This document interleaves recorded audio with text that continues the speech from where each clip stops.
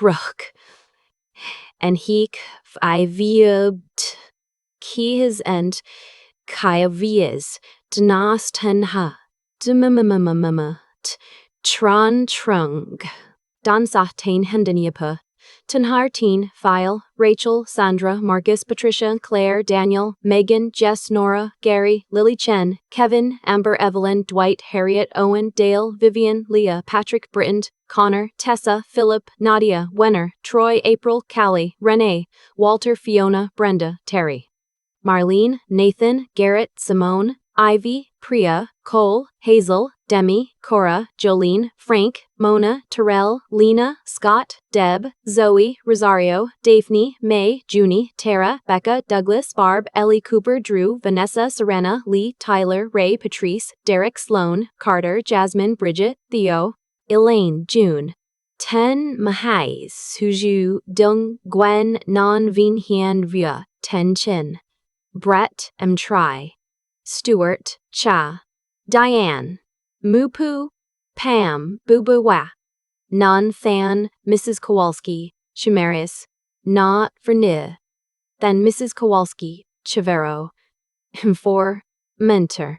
The night my brother's girlfriend got a car and I got a certified letter about unpaid household expenses, that's when something in me finally snapped. Not loudly, not with screaming or tears, just a quiet, clean break the way a bone fractures under pressure that's been building for years. Let me back up. My name is Gwen. I'm 28 years old and I spent most of my life being the daughter who handled things. The one who didn't need much. The one who figured it out. My parents never said those words exactly, but the message was delivered in 1,000 small ways over 2 decades, and I received it loud and clear every single time. Growing up, my brother Brett was 3 years younger than me and about 300% more cherished, at least by our father. I noticed it the way kids notice everything, quietly and without language for it at first. Brett cried, and my father rushed to him. Brett failed a test, and my father sat with him for hours at the kitchen table. Brett got into a fight at school, and my father called the other kids' parents. When I came home with a first-place ribbon from the regional science fair in 7th grade, my father looked up from the TV, said, "Good job," and went back to his program. My mother was different, warmer, but she deferred to my father on everything that mattered. She was the kind of woman who smoothed things over rather than named them.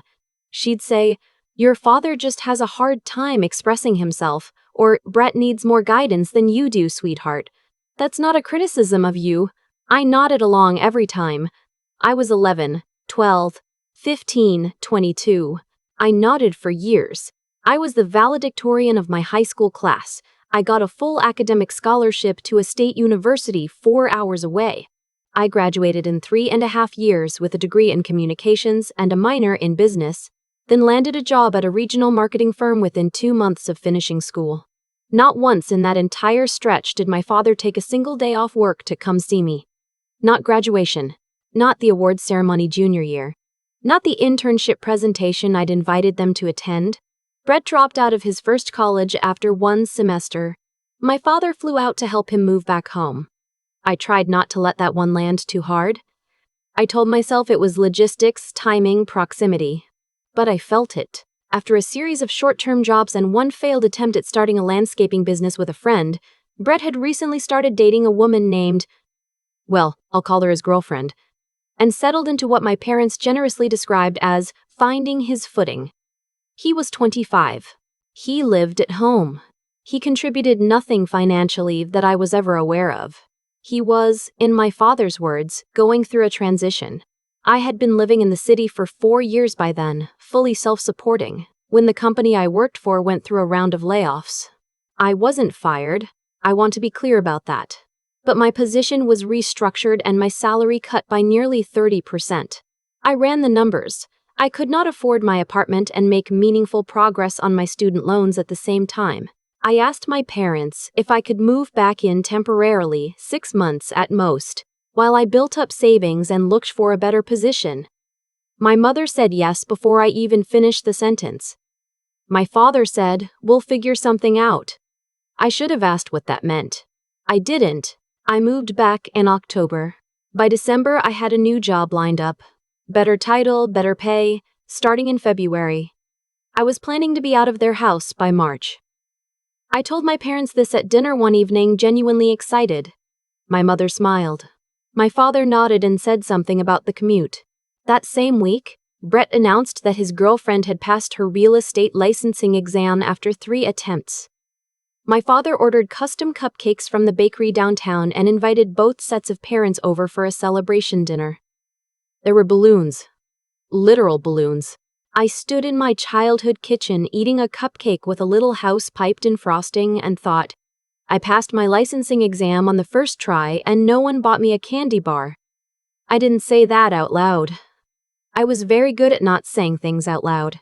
The Sunday before Christmas, my father asked me to come into his office, a converted corner of the basement where he kept his fishing gear and a filing cabinet and a desk he'd owned since before I was born. He sat down across from me with the deliberate posture of a man who had prepared for this conversation. He handed me an envelope. Inside was a typed document, an itemized list of household expenses, utilities, groceries, internet, water, miscellaneous maintenance. At the bottom was a number. $750 a month, backdated 2 months to when I'd moved in.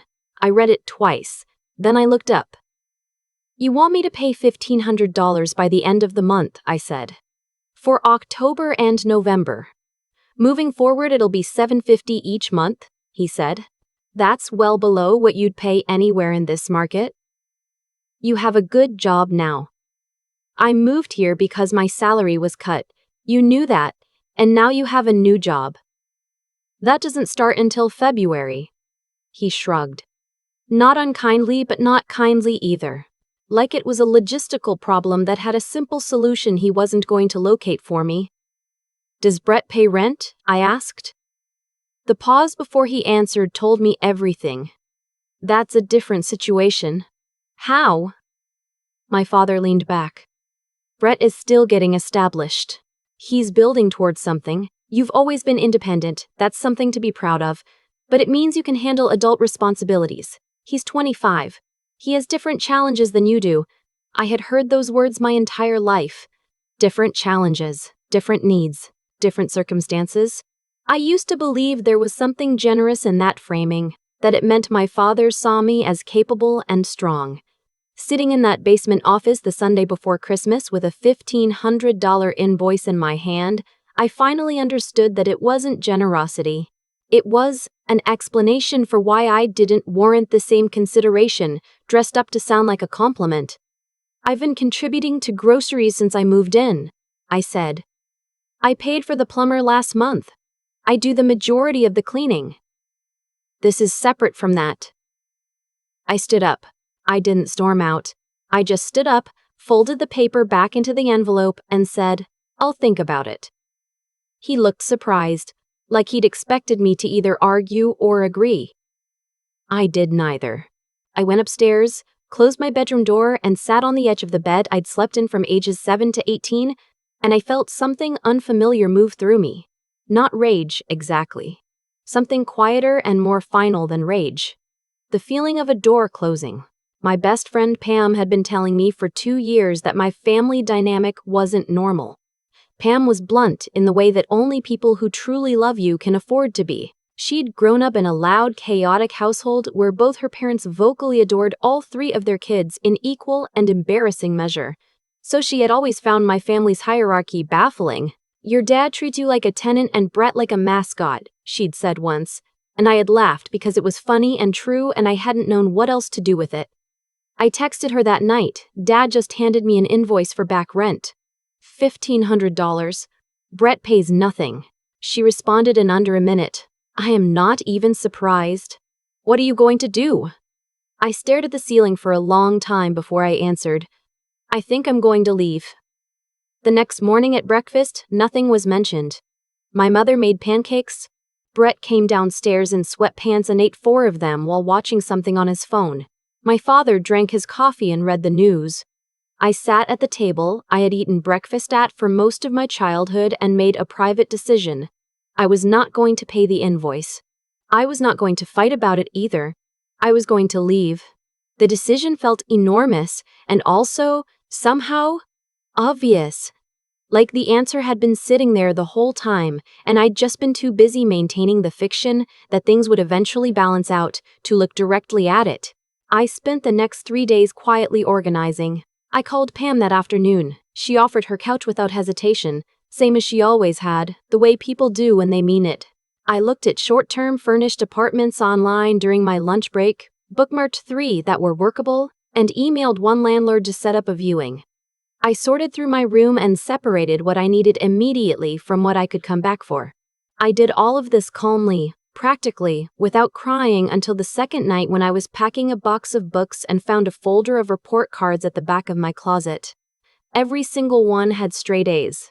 Every single one had teacher comments like, "a pleasure to have in class," and exceptional critical thinking. I sat on the floor of my closet and looked at them for a long time. Then I put them back in the folder, put the folder in the box, and kept packing. The day I left, a Thursday, my parents were both at work and Brett was at his girlfriend's place. I loaded my car in 3 trips, 2 suitcases, 4 boxes, my laptop bag, my work clothes and a garment bag. I left behind furniture, a bookshelf I'd built myself, a dozen plants I'd been growing for 2 years. None of it mattered as much as I thought it would. Before I locked the front door, I left a note on the kitchen counter. I wrote 4 drafts. The first one was too angry. The second one explained too much. The third one apologized for things I hadn't done wrong. The fourth one said what I actually meant. Mom and Dad, I've decided to move out. This has been coming for a long time, and the conversation last Sunday made it clear that it's time. I'm not going to keep living somewhere I'm treated like a boarder while pretending everything is fine. I love you both, and I hope we can have an honest conversation someday about the dynamics in this family. Brett, none of this is your fault. I love you. I'll be in touch when I'm settled. I put it under the ceramic rooster my mother kept on the counter, the one she'd bought at a flea market the summer I was 12. I don't know why I remembered that detail. I just did.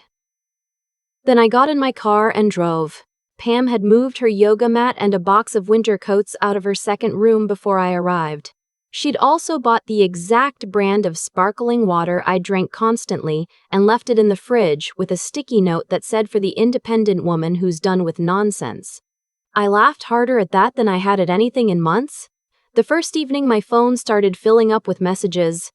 Brett first, asking if everything was okay and where I'd gone, his texts getting progressively more alarmed as my parents presumably arrived home and found the note.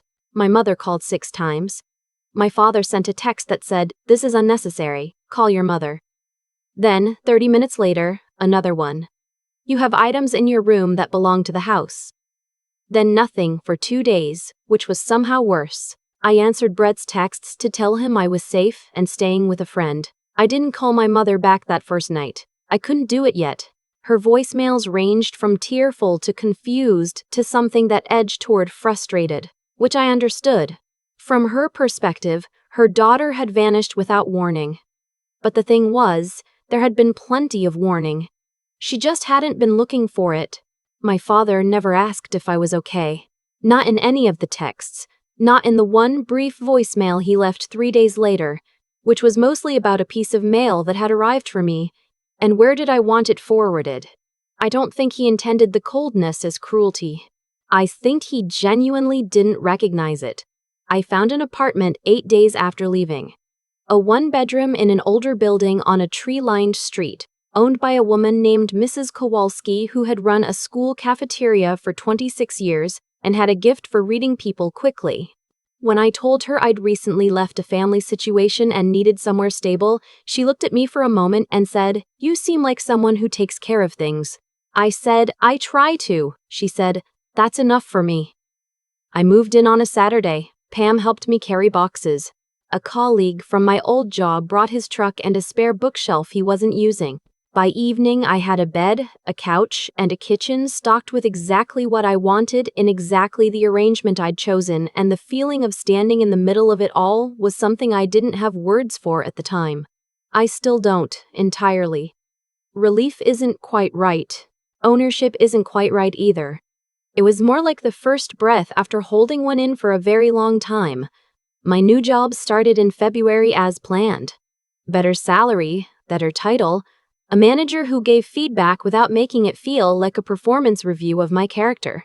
I had lunch with a colleague named, I'll call her a colleague, who had left her own complicated family situation 2 years prior, and the conversation we had over terrible Thai food was more validating than 5 years of telling myself I was overreacting. About 3 weeks after I moved out, my mother called and I picked up. The conversation was hard. She cried. I didn't, which surprised me. She said she hadn't known things had gotten so bad. I said, gently but honestly, that things had been this way for a long time and I had tried to name it and been talked out of it or smoothed over repeatedly. She was quiet for a while. Then she said, your father and I have been talking. I waited. He's having a hard time understanding why you left. Did he tell you about the invoice? I asked. Another pause. He mentioned the rent conversation. He typed up a formal document with line items and handed it to me in an envelope. 2 months backdated. Brett has never paid $1 to live in that house. She didn't say anything for a long moment. When she finally spoke, her voice was smaller. I didn't know it was a document. That told me something about what my father had shared with her and what he hadn't. We talked for another hour. She didn't fix anything. She couldn't. But something shifted slightly in how she spoke to me. A new carefulness, like she was hearing me for the first time instead of waiting for a pause to redirect. It wasn't enough, and it was also something. My father called 6 weeks after I moved out. I missed the call and sat with my finger hovering over the voicemail button for almost 10 minutes before I pressed play. He said, I know you're upset. I'm not going to pretend I understand everything that went on in your head. But your mother is worried, and Brett asks about you. And I think it would be good for the family if you came to Easter. That was it. No acknowledgement of the invoice. No acknowledgement of the pattern. No, I'm sorry, or I was wrong, or even, I've been thinking about this. Just a statement that my presence would be good for the family and an invitation to Easter dinner as if the previous 3 months hadn't happened. I called Pam and read it to her out loud. She was quiet for a second and then she said, that is one of the most on-brand things I'd ever heard. I didn't go to Easter. Brett texted me the morning of and said he was sorry I wasn't there. That dinner had been weird without me. That he'd been thinking a lot lately. He asked if we could get lunch sometime. I said yes immediately. We met at a diner near his community college.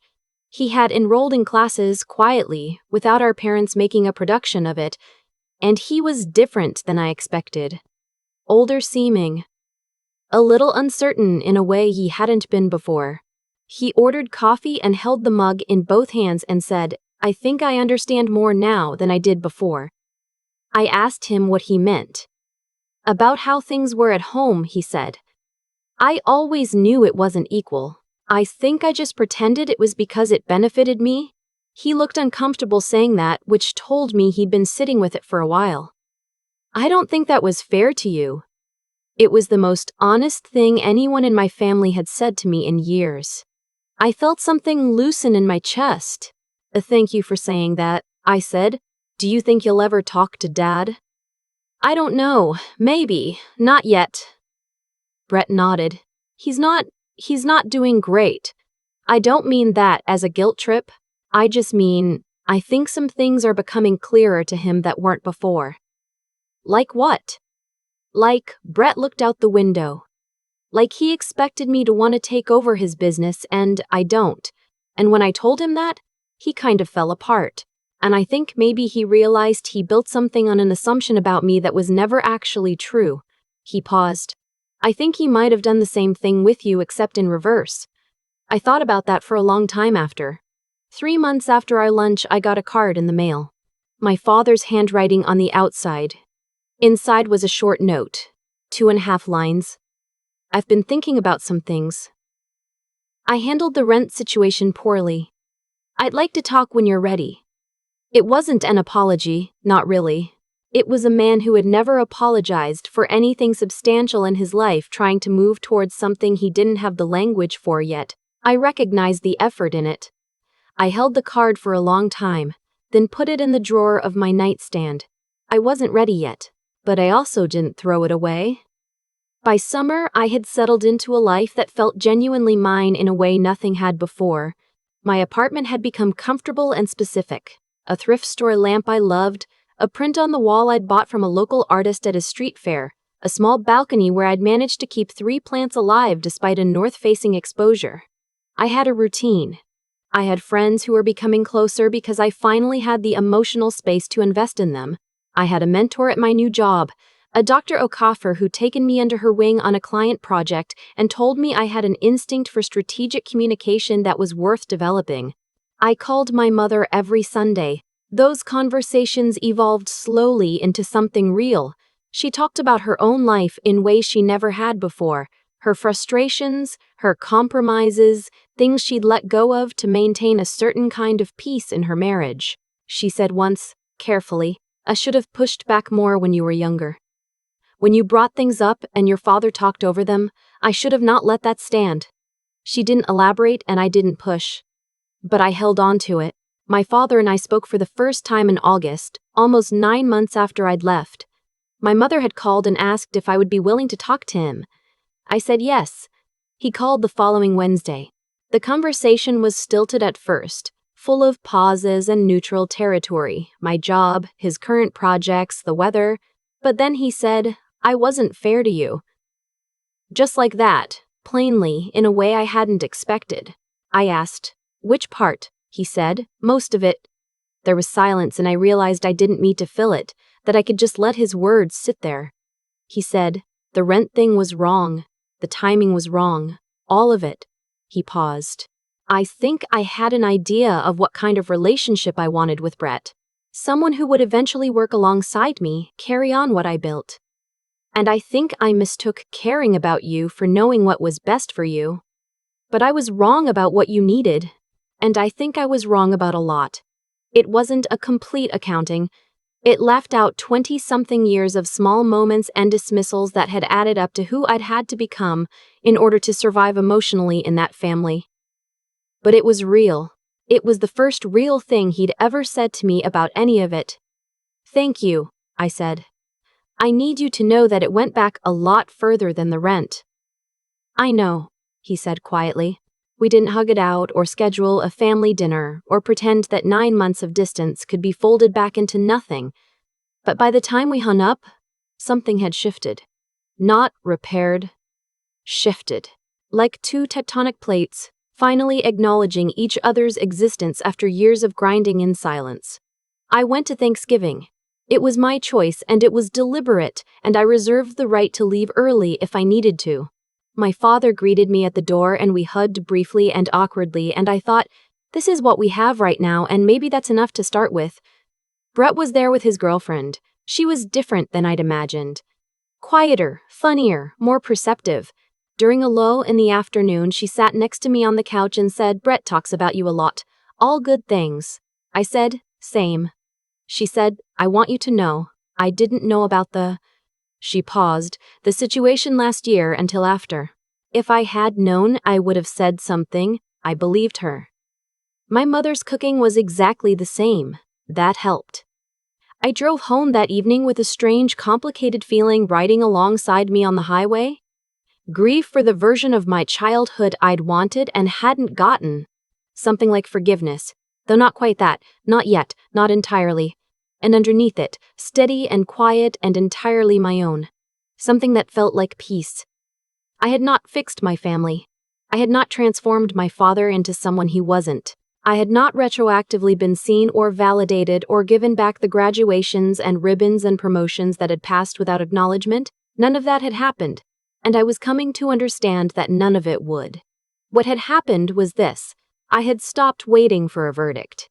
The verdict I'd been waiting for, the one where my father finally looked at me and said in some clear and unmistakable way that I was enough. I had been constructing my entire life around the possibility of that moment. And when I left that house in October with 2 suitcases and 4 boxes and the note under a ceramic rooster, I had walked away from waiting. Not from my family. From waiting. I think that's the thing about growing up in a house where love is unevenly distributed. You spend so long trying to figure out what you did wrong, what you could do differently, how to finally tip the scales in your direction. that it takes a long time to understand the scales were never the point. Some people show love through what they give. My father showed it through what he expected. He expected the most from me because, in his limited and clumsy way, I was the one he trusted to be able to handle it. That doesn't make it right. It doesn't erase the hurt. But I understand it now in a way I couldn't. Before I left, before I had distance and silence and a one-bedroom apartment on a tree-lined street to think in. I still have the card in my nightstand, the one where he said he'd handled things poorly. Some nights I take it out and read it. Not because I need it anymore. Just because it's real. And for a long time I wasn't sure real was something he was capable of. It turns out we're all capable of more than we think, once we've been given reason enough to try. Have you ever had to walk away from someone you loved in order to finally be seen by them? I'd really like to know your story in the comments. If any part of this resonated with you, please share it with someone who might need to hear it. And if you're in a situation where you're waiting for a verdict that keeps not coming, I hope this helps. Thank you for listening. I've thought a lot about what actually changed the night my father handed me that envelope, not what he said. I'd heard versions of those words my whole life, but what I did with them. For years, I had taken every dismissal, every skipped graduation, every achievement that landed in silence, and I had quietly absorbed it and moved on. I told myself that was maturity, that was keeping the peace, that was being the bigger person. What I understand now is that I was confusing endurance with wisdom, and they are not the same thing at all. The cause and effect of my family's dynamic was never mysterious. My father rewarded what he valued, and he had simply never valued what I brought to the table, not because I failed to bring enough, but because he didn't have the framework to see it. A daughter who needed nothing, asked for nothing, and handled everything was, to him, a daughter who required nothing in return. The invoice was just the moment that framework became impossible to ignore. He didn't hand me that bill out of cruelty. He handed it to me because, in his mind, I could handle it. That was his entire relationship with me, compressed into an envelope. Understanding that didn't make it hurt less, but it changed what I did with the hurt. What I keep coming back to is this. The most ethical thing I did in that whole situation wasn't leaving. It was being honest about what I needed and then acting on it, quietly, without burning anything down. I didn't call my relatives and poison the well.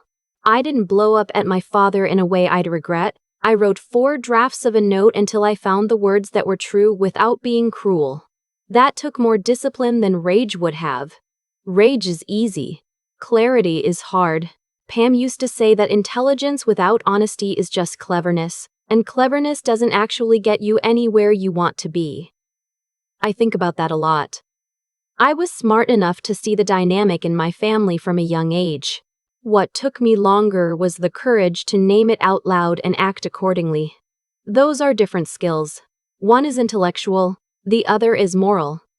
You can have the first without the second, for a very long time, and it costs you more than you realize. What Brett said to me at that diner, that he knew things weren't equal and had let it continue because it benefited him, that kind of honesty requires something most people never develop, the willingness to say something true that doesn't reflect well on yourself. He didn't have to say that. He said it anyway. That is character. And I think leaving gave him the space to find it. The same way leaving gave me the space to stop waiting.